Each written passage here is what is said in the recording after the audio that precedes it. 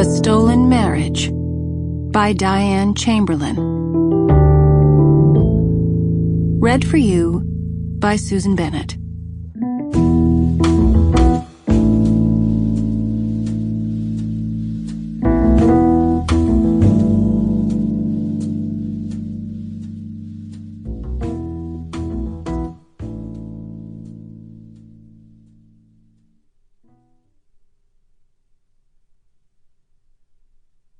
June 1944.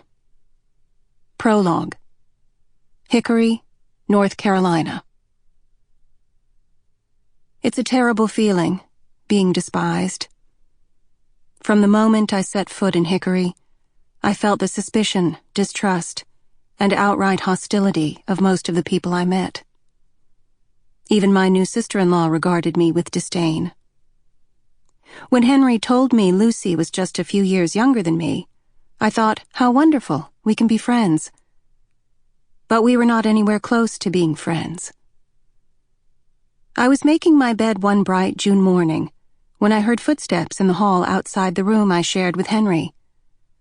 Lucy pushed open the door, walking into the room without knocking, and I tightened the sash of my robe. Neither Henry nor I was happy about living with his mother and sister. In a month or so, we would move into our own home. I hoped that would make things better. Our marriage, my relationship with my mother-in-law Ruth, my heavy heart. I hadn't been happy in so long. I doubted a new house was going to fix what was wrong with me. Lucy flopped down on Henry's bed in her coral linen blouse and tan capris. She held a long white envelope, thick with its contents, in her hand. "Can you drive me to Adora's house in the Buick?" she asked, holding the envelope in the air. "I want to drop off the money for the headstone." "I thought your mother was going to take the money to her," I said, as I tucked the chenille bedspread beneath my pillow. Adora was Ruth's former maid, and her little grandson was one of the first victims of the polio epidemic sweeping through Catawba County. "She asked me to do it." Lucy patted her hair, as if making sure every strand was in place. She was a pretty girl, her dark blonde hair perfectly coiffed in a wavy bob. Her blue eyes lit up when she smiled, although I rarely saw that smile directed at me. "Mama doesn't like going to Colored Town," she continued. "But the cab drivers don't like going there either. And we have that car sitting right here in the garage. Please."